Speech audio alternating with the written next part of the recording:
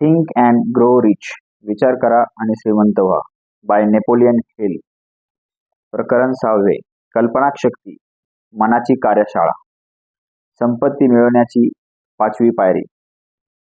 कल्पनाशक्ती ही अक्षरशः एक कार्यशाळा आहे, जिथे माणसाने निर्माण केलेल्या योजनांना साज चढतो, उर्मी आणि इच्छेला आकार स्वरूप दिले जाते आणि मनाच्या कल्पनाशक्तीच्या मदतीने कृतीची जोड दिली जाते.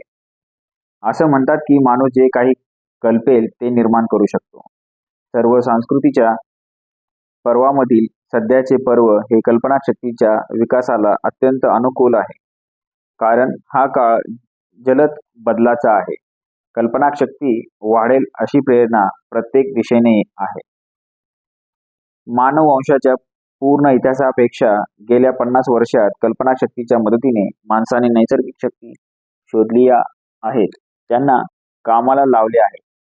त्याने हवेवर सुद्धा पूर्ण विजय मिळवला आहे आणि उड्डाणामध्ये पक्षी सुद्धा त्याचा हात धरू शकत नाही. इथरचा वापर करून जगातील कोणत्याही भागाशी तो दळणवळण प्रस्थापित करू शकला आहे.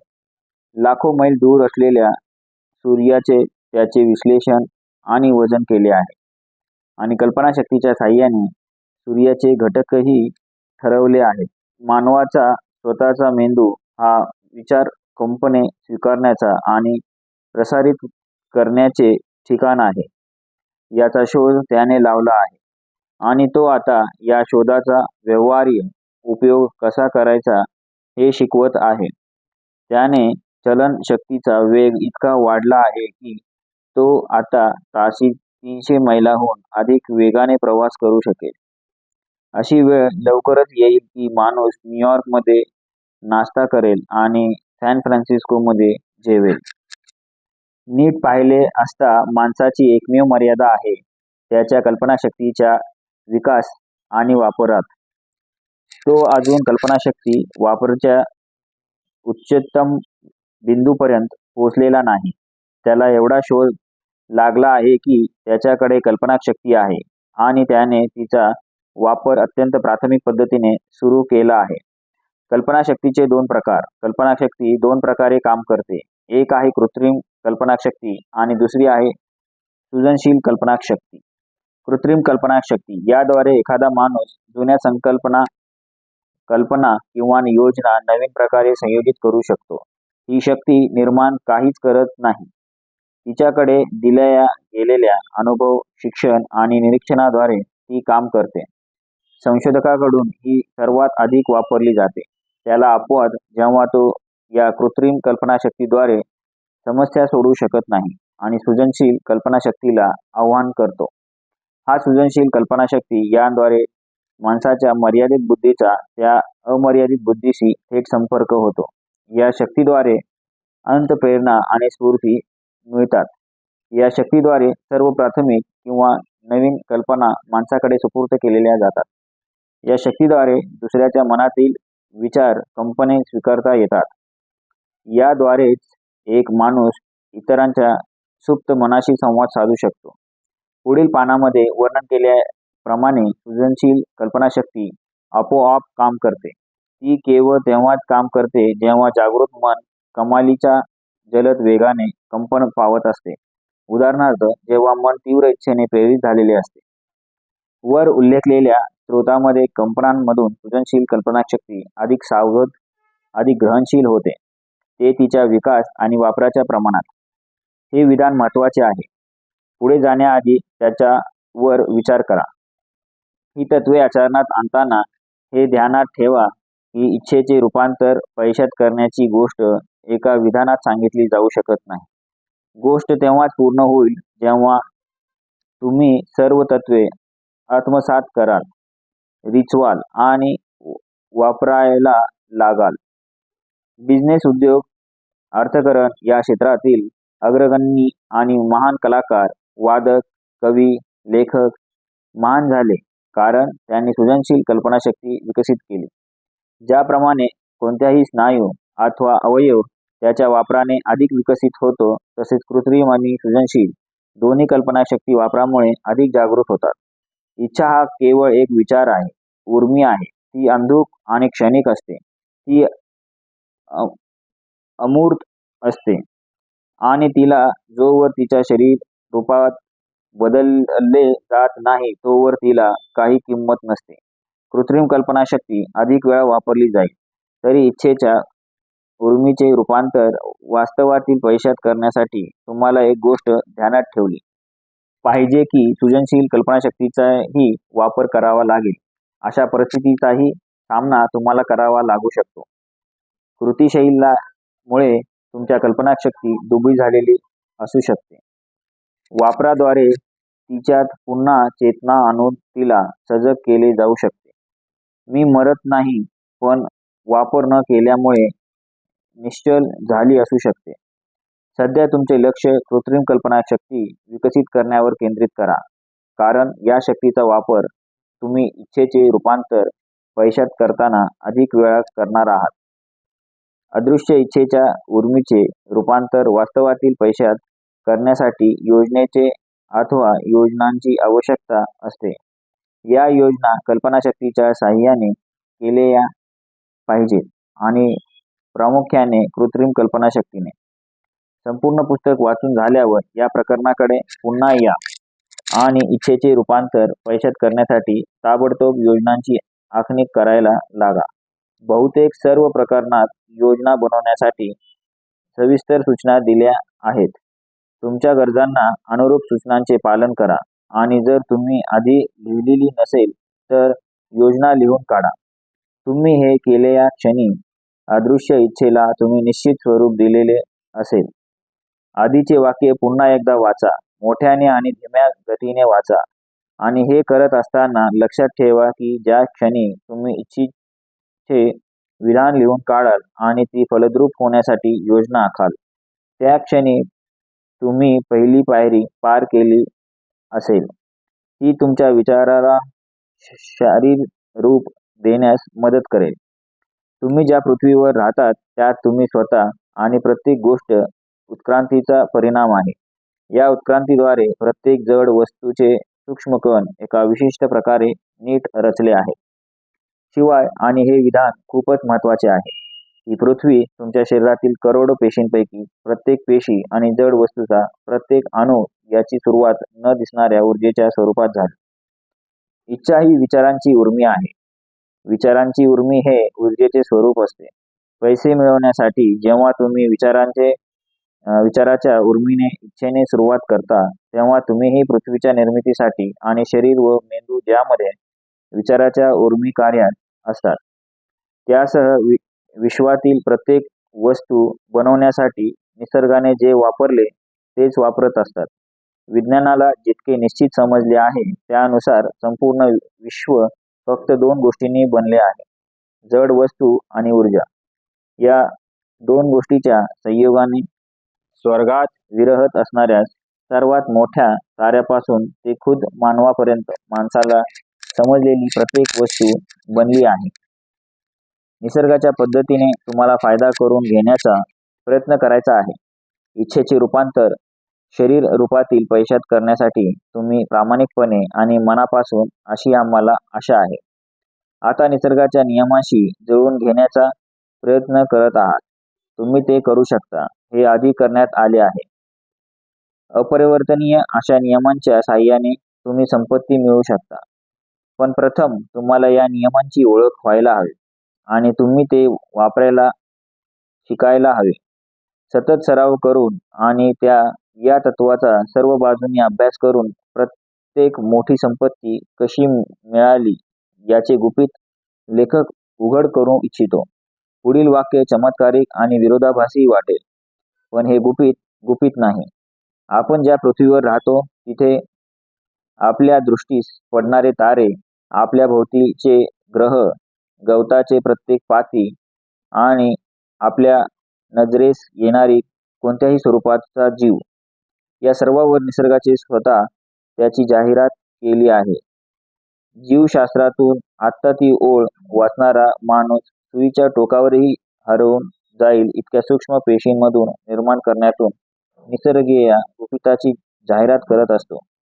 इच्छेचे रूपांतर तिच्या शरीर रूपात होणं हे त्यापेक्षा अधिक चमत्कारपूर्ण नाही. सांगितलेले पूर्णपणे समजले नसेल तर निराश होऊ नका.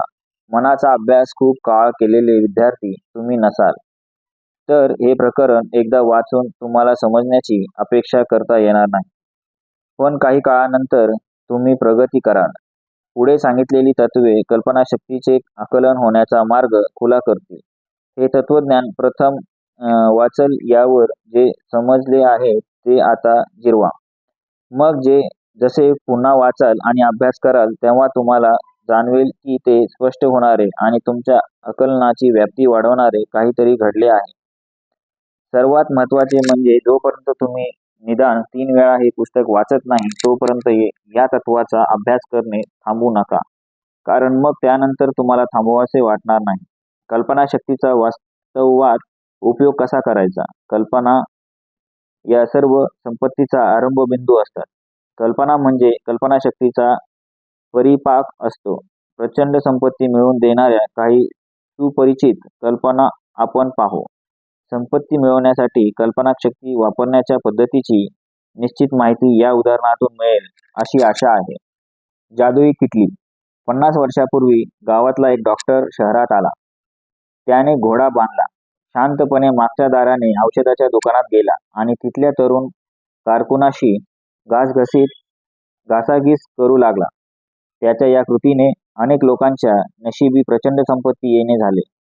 यामुळे यादवी युद्धानंतर दक्षिणेकडच्या भागातला दूरवर पसरलेला फायदे मिळणे ही नियती होती.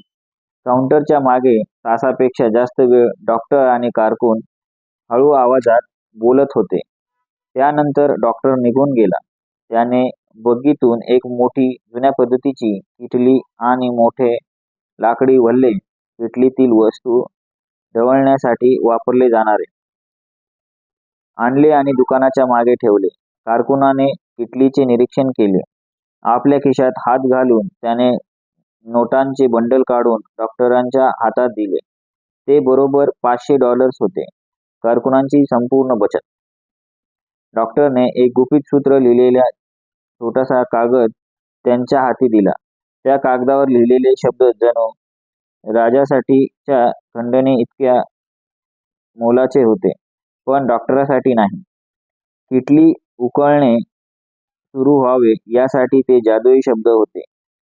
पण ना डॉक्टरला माहीत होते ना कारकुनला की पुढे किती प्रचंड संपत्ती त्या किटलीतून येणार आहे.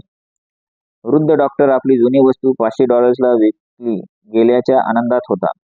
त्या पैशातून त्याचे कर्ज फिटणार होते आणि त्याच्या मनाला स्वातंत्र्य लाभणार होते.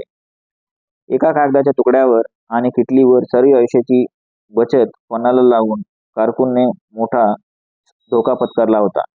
आपल्या बचतीतून अल्लाउद्दीनच्या चिरागच्या कामगिरीला मागे टाकले. इतके धन त्या किटलीतून वाहील हे त्याने स्वप्नातही पाहिले नव्हते. त्या कारकुनाने काय खरेदी केले होते तर कल्पना. जुनी किटली, लाकडी वल्हे आणि कागदावरचा गुप्त संदेश हे प्रसंगोपात होते. डॉक्टरलाही माहीत नसलेल्या एक घटक डॉक्टरच्या सूचनांसह नवीन मालकाने मिसळल्यानंतर त्या किटलीची विलक्षण कामगिरी सुरू झाली. ही गोष्ट काळजीपूर्वक वाचा. तुमच्या कल्पनाशक्तीची परीक्षा घ्या. गुप्त संदेशाबरोबर त्या तरुणाने आधी काय वापरले ज्यामुळे किटली सोन्याने भरून वाहू लागली याचा तुम्हाला शोध लागतोय का बघा. वाचत असताना हे ध्यानात असू दे की नाही की ही अरेबियन नाईट्स मधील गोष्ट नाही. कादंबरीपेक्षा विलक्षण अशा तथ्यांची ही गोष्ट आहे. तथ्ये ज्याची सुरुवात एका कल्पनेतून झाली. या कल्पनेने किती प्रचंड सोने निर्माण केले ते आता आपण बघू. लाखो लोकांना जे किटलीमधील घटक वाटत आहेत अशा जगभराच्या स्त्री पुरुषाकडे या कल्पनेमुळे पूर्वही भाग्य आले, आताही येत आहे. जुनी किटली आता साखरेची जगातील सर्वात मोठे ग्राहक आहे आणि त्या अनन्य ऊस उत्पादन करणाऱ्या हजारो स्त्री पुरुषांना कायम स्वरूपाची नोकरी देऊ करत आहे. जुनी किटली वर्षाला लाखो काचेच्या बाटल्या वापरते, ज्यामुळे काचेच्या कारखान्यात अनेकांना नोकरी मिळते. जुनी किटली अनेक कारकून, स्टेनोग्राफर कॉपी लिहिणारे, जाहिरात क्षेत्रातील तज्ज्ञ यांना देशभरात नोकरी देणे, उत्पादनाचे वर्णन करण्यासाठी सुंदर चित्रे काढणाऱ्या अनेक कलावंतांना तिने प्रसिद्ध आणि पैसा मिळवून दिला आहे. जुन्या किटलीने दक्षिणेकडील एका छोट्या शहराचे रूपांतर दक्षिणेतील धंद्याच्या राजधानीचे शहर म्हणून केले आहे. तिथे तिच्यामुळे प्रत्यक्ष वा अप्रत्यक्ष प्रत्येक धंद्याचा आणि बहुतेक प्रत्येक रहिवाशाचा फायदा करून दिला आहे. या कल्पनेच्या प्रभावाने जगातील प्रत्येक प्रगत देशाला फायदा मिळवून दिला आहे. जे स्पर्श करतील त्यांना सततच्या सोन्याचा ओघ मिळतो. इटलीतून मिळणाऱ्या सोन्याने दक्षिणेकडील एक महत्त्वाचे कॉलेज बांधले आणि राखले, जिथे हजारो तरुणांना यशासाठी आवश्यक ते प्रशिक्षण मिळते. जुन्या किटलीने इतरही काही छान गोष्टी केल्या आहेत. संपूर्ण जागतिक मंदीच्या काळात जेव्हा कारखाने, बँका आणि धंद्याची आस्थापने हजारोच्या संख्येने गाशा गुंडाळत होती, जादुई किटलीचा मालक पुढे जात राहिला. जगभरातील अनेक स्त्री पुरुषांच्या फौजेला सतत रोजगार देत राहिला आणि ज्याचा फार पूर्वीपासून त्या कल्पनेवर विश्वास होता त्यांना सोन्याचे अतिरिक्त भाग देत राहिला. त्या जुन्या किटलीतील उत्पादन जर बोलू शकत असते तर त्याने प्रत्येक भाषेतील थरारक प्रणय कथा सांगितल्या असत्या. प्रेमाच्या प्रणय कथा, बिझनेसच्या प्रणय कथा, त्या कल्पनेने रोज उत्तेजित झालेल्या व्यावसायिक स्त्री पुरुषांच्या प्रणय कथा. अशा प्रणयातील निदान एकाबद्दल लेखकाची खात्री आहे, कारण तो त्याचा भाग होता आणि ते सर्व सुरू झाले ते त्या कारकुनाने ती किटली खरेदी केली त्या ठिकाणापासून दूर नव्हते.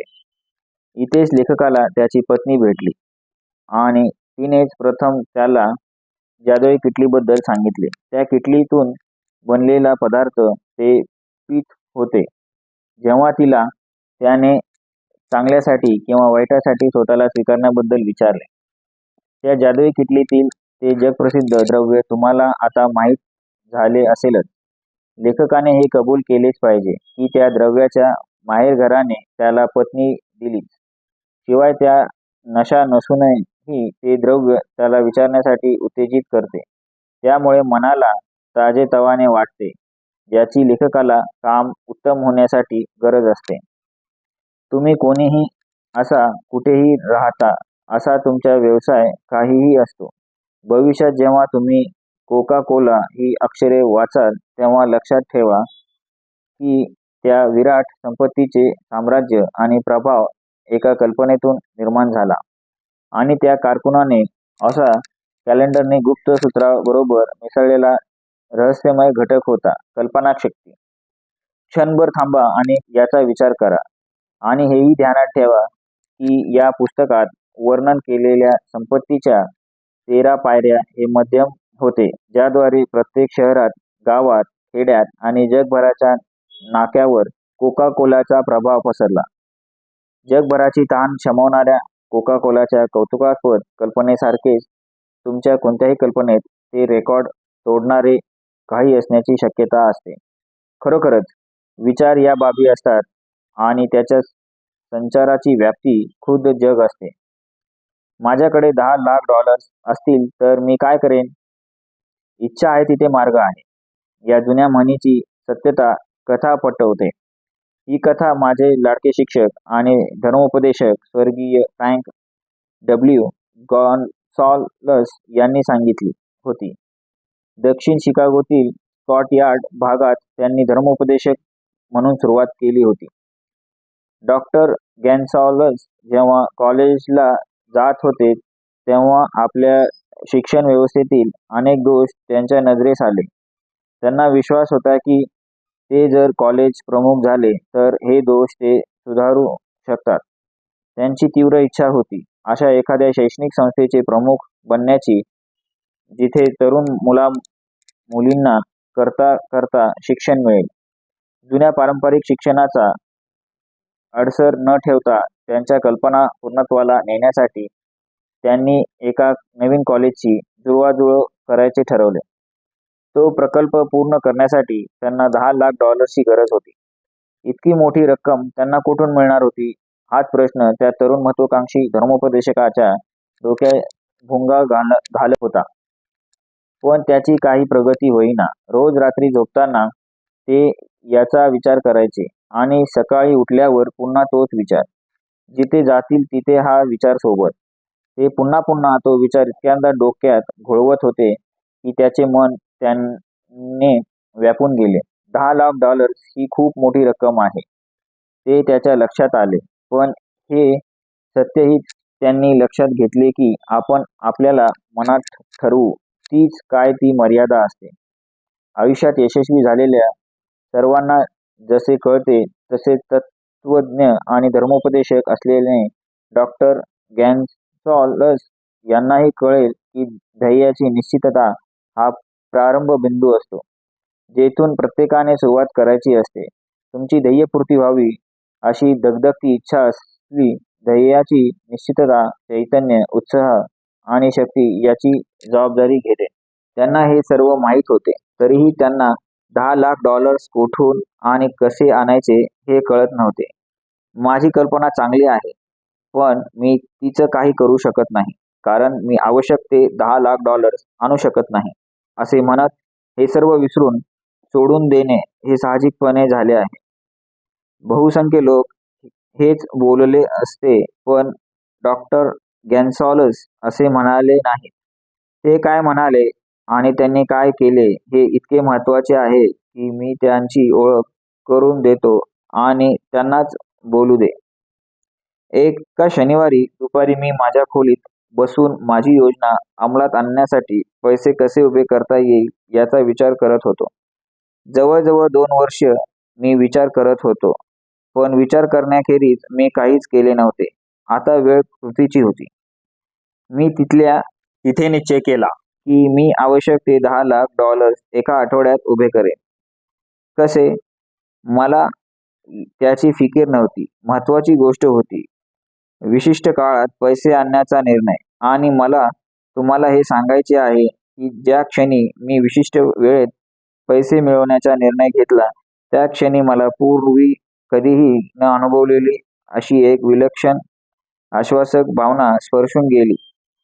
माझ्या आतले काहीतरी मला सांगू लागले, तू हा निर्णय पूर्वीच का नाही घेतलास? पैसे तुझी सारखी वाट पाहत होते.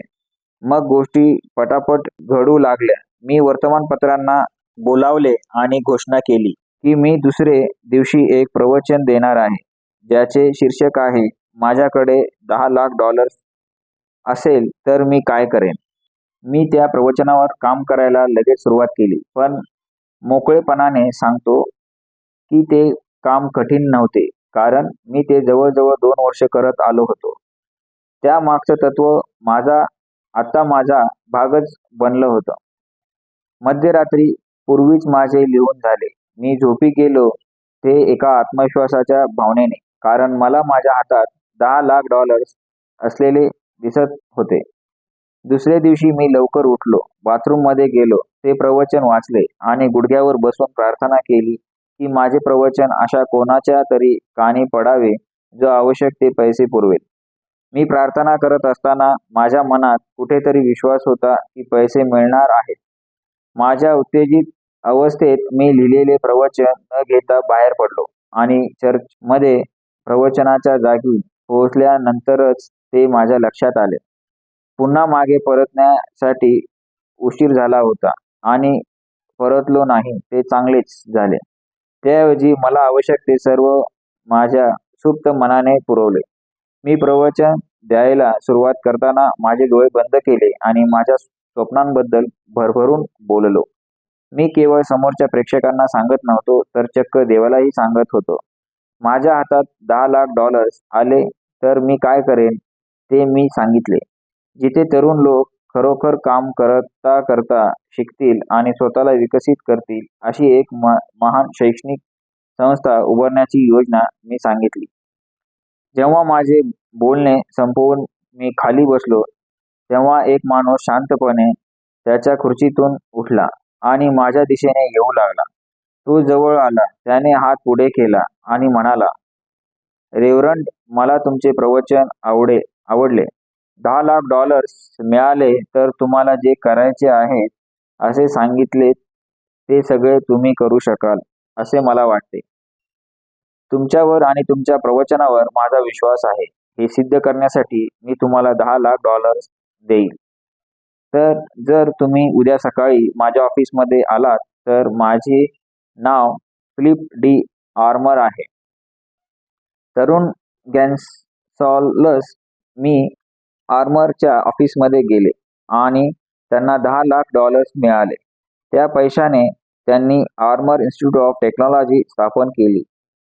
बहुसंख्य धर्मोपदेशक त्यांच्या संपूर्ण आयुष्यात बघू शकतील त्यापेक्षाही ते पैसे अधिक होते, पण त्या मागच्या विचारांची उर्मी काही क्षणाची होती. आवश्यक ते $10 लाख हे एका कल्पनेच्या अनुषंगाने आले. कल्पनेच्या मागे इच्छा होती जी तरुण गॉन्साल्व्स जवळजवळ 2 वर्षे जोपासत होते. ही महत्त्वाची गोष्ट लक्षात घ्या. पैसे मिळवण्याच्या एका निश्चित निर्णयाला आल्यावर आणि ते मिळवण्यासाठी निश्चित योजना आखल्यावर त्यांना 36 तासात पैसे मिळाले.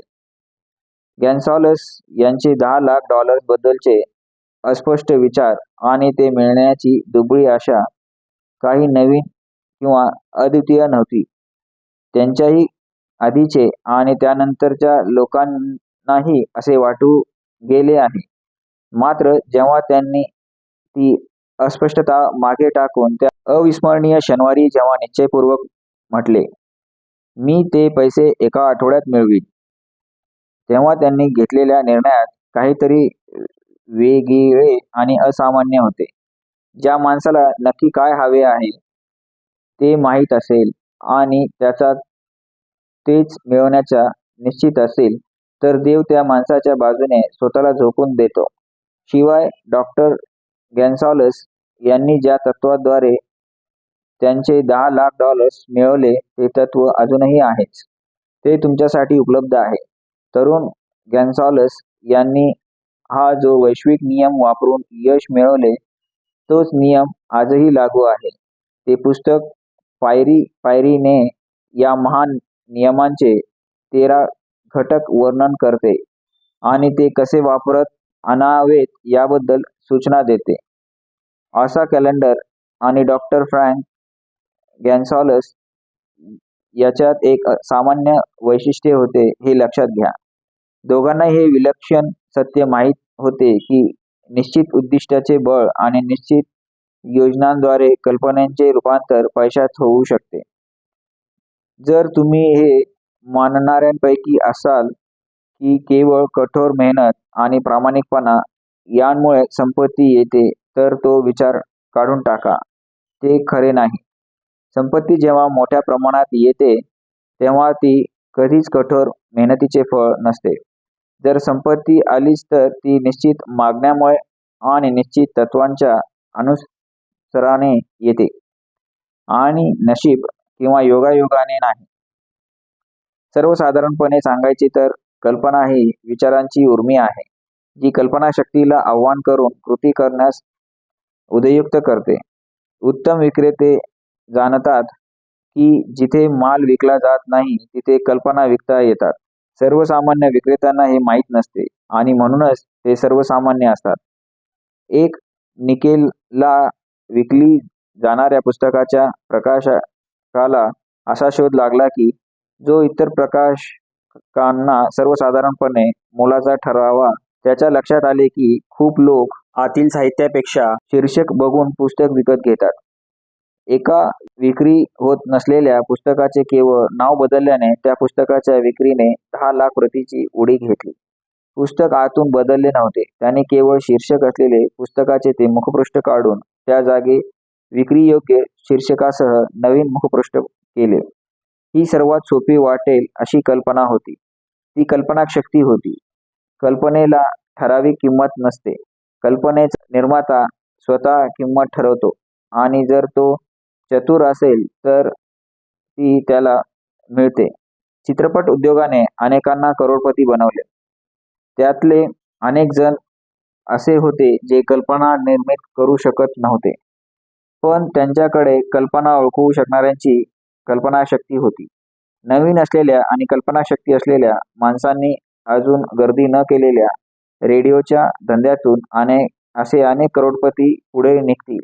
नवीन आणि अधिक दर्जेदार रेडिओ कार्यक्रम करणारे आणि त्यांना गुणांची पारख आहे असे त्यांचे श्रोत्यांनाही लाभ मिळवून देणारे लोक पैसे कमवतील. प्रायोजक तो दुर्दैवी बळी तो आता रेडिओवरील सर्व मनोरंजनाची किंमत चुकवतोय. तो लवकरच कल्पनेबाबत सजग राहील आणि त्यांच्या पैशाच्या बदल्यात कशाची तरी मागणी करेल. जो प्रायोजकाने देण्याआधीच उपयुक्त कार्यक्रम देऊ करेल तो या नव्या उद्योगात श्रीमंत होईल. गायक आणि हलक्या फुलक्या गप्पा गोष्टी करणारे जे आत्ता त्यांच्या नर्म विनोदाने आणि वेड्या हसण्याने हवा प्रदूषित करत आहेत, ते जाऊन त्याची जागा लोकांना ज्ञान आणि मनोरंजन देणारे आणि काळजीपूर्वक कार्यक्रम आखणारे खरे कलाकार घेतील. ज्या प्रकारे कल्पना दारिद्र्यामुळे संधीचे मोठे खुले क्षेत्र पायदळी तुडवले जात आहेत, त्याचा ते क्षेत्र निषेध नोंदवत आहे आणि काही करून त्याची सुटका करण्याची विनंती करत आहे. रेडिओला सर्वात काय हवे आहे ते म्हणजे नवीन कल्पना. जर हे संधीचे क्षेत्र तुमचे कुतूहल चाळवत असेल तर कदाचित तुम्हाला या सूचनेचा फायदा होईल. रेडिओवरील भविष्यातील यशस्वी कार्यक्रम हे विकत घेणारे लोक निर्माण करण्यावर अधिक लक्ष केंद्रित करतील आणि ऐकणाऱ्या लोकांवरचे लक्ष कमी करतील. सध्या शब्दात सांगायचे तर भविष्यात यशस्वी होणाऱ्या कार्यक्रम निर्मात्यांनी ऐकणाऱ्यांना विकत घेणारे करणाऱ्यांसाठी मार्ग शोधला पाहिजे. शिवाय भविष्यातील यशस्वी रेडिओ कार्यक्रम निर्मात्यांनी कार्यक्रमाच्या वैशिष्ट्याची उत्सुकता वाढवली पाहिजे, जेणेकरून तो लोकांवर पडलेला प्रभाव निश्चित दाखवू शकेल. हवेत बोलल्या गेलेल्या निवेदनावर आधारित केलेली भाषणे विकण्यात प्रायोजक कंटाळू लागलेत आहेत. कोण आहे तिकडे? छापाचे कार्यक्रम लाखो लोकांना केवळ मूर्ख विनोदांनी हसवणार नाहीत, तर तो हसवणारा काही विकूही शकतो याचा भविष्यात प्रायोजक निसंशय पुरावाही मागतील. या नवीन संधी आजमावायचा विचार करणाऱ्यांनी हेही लक्षात ठेवायला हवे की रेडिओवरील जाहिराती या पूर्णपणे जाहिरात क्षेत्रातील तज्ज्ञ हाताळतील आणि ते जुनी वर्तमानपत्रे आणि मासिकांच्या जाहिरात एजन्सीपेक्षा अगदी वेगळे असतील. जाहिरात क्षेत्रातील जुन्या लोकांना आधुनिक रेडिओ संहिता कळू शकत नाहीत, कारण त्यांना कल्पना पाहण्याचे शिक्षण देण्यात आले आहे. लिखित संहितेतून ध्वनीद्वारे कल्पना पोहोचवणारी माणसे नवीन रेडिओ तंत्रज्ञानाला हवी आहेत. प्रस्तुत लेखकाला हे शिकण्यासाठी वर्षाचे कष्ट आणि हजारो डॉलर्स चुकते करावे लागेल. जेव्हा मेरी पिकफोर्ड आणि तिचे कुरळे केस प्रथम पडद्यावर दिसेल, त्या चलचित्राच्या ठिकाणी आता रेडिओ आहे. जे कल्पना निर्माण करू शकतात किंवा ज्यांना त्यांची जाण आहे त्याच्यासाठी रेडिओवर भरपूर जागा आहे. रेडिओच्या संधीबद्दलच्या आधीच्या टिप्पणीने जर अजून तुमच्या मनातील कल्पनेचा कारखाना सुरू झाला नसेल तर तुम्ही ते विसरलेले बरे. तुमची संधी कोणत्या तरी दुसऱ्या क्षेत्रात असेल. जर त्या टिप्पणीने तुमची उत्सुकता थोडी जरी चळवळली असेल तर तिच्या खोलात शिरा. ती तुम्हाला एक अशी कल्पना सुचवेल जी तुमच्या कारकिर्दीला वळण देईल. तुम्हाला रेडिओचा काही अनुभव नसेल तर त्याने कधीच निरुत्साही होऊ नका. अँड्र्यू कार्नेगी यांना स्टील निर्मितीबद्दल अगदीच कमी माहिती होती. कार्नेगीने मला स्वतःला हे सांगितले आहे, पण या पुस्तकात सांगितलेल्या तत्वांपैकी 2 तत्वांचा त्यांनी व्यवहारात वापर केला आणि स्टीलच्या धंद्याने त्यांना अफाट संपत्ती मिळवून दिली. जेव्हा कल्पना निर्माण करणारा आणि ती विकणारा एकत्र आले आणि त्यांना मिळून काम केले, त्या दिवसापासून प्रत्येक मोठ्या भाग्याची कथा सुरू होते. कार्नेगीने अशी माणसे स्वतःभोवती ठेवली जी ती करू न शकणारी कामे करू शकतात.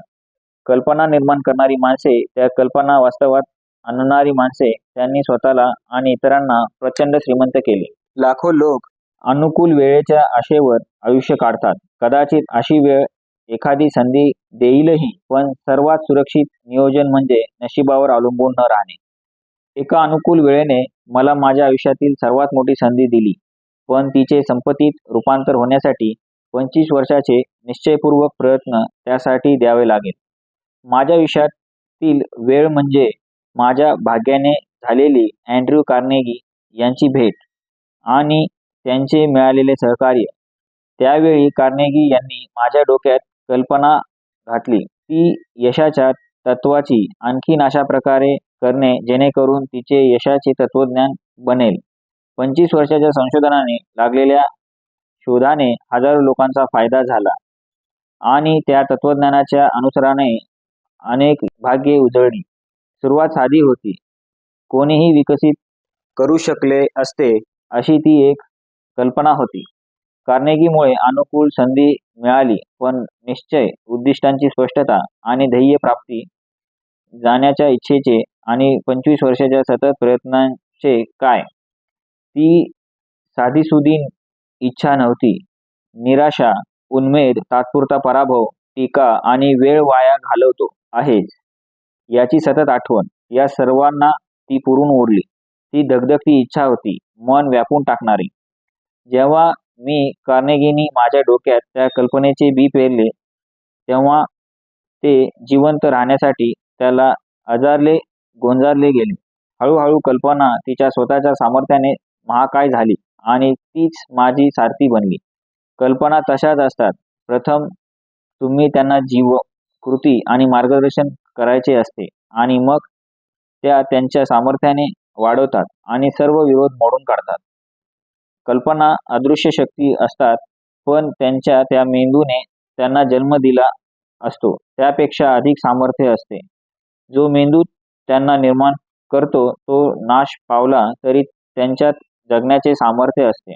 उदाहरणार्थ, ख्रिश्चन धर्मचरणाचे सामर्थ्य बघा. त्यांची सुरुवात एका साध्या कल्पनेतून झाली, जी ख्रिश्चनाच्या डोक्यातून जन्मली. त्यांचा प्रमुख सिद्धांत होता, लोकांनी तुमच्याशी जसे वागावे असे तुम्हाला वाटते तसे तुम्ही लोकांशी वागा. ख्रिस्त जेथून आला तेथे परत गेला, पण त्याची कल्पना अजूनही पुढे जात आहे. कधीतरी ती वाढेल आणि अधिक प्रगल्भ होईल. मग ख्रिस्तांची खोलवरची इच्छा पूर्ण होईल. कल्पना फक्त 2000 वर्षे विकसित होते. तिला आणखीन वेळ द्या. यशाला कोणत्याही स्पष्टीकरणाची आवश्यकता नसते आणि अपयश कोणत्याही सबबी ऐकून घेत नाही. प्रकरण 6, कल्पनाशक्ती, मनाची कार्यशाळा येथे संपलेला आहे. धन्यवाद.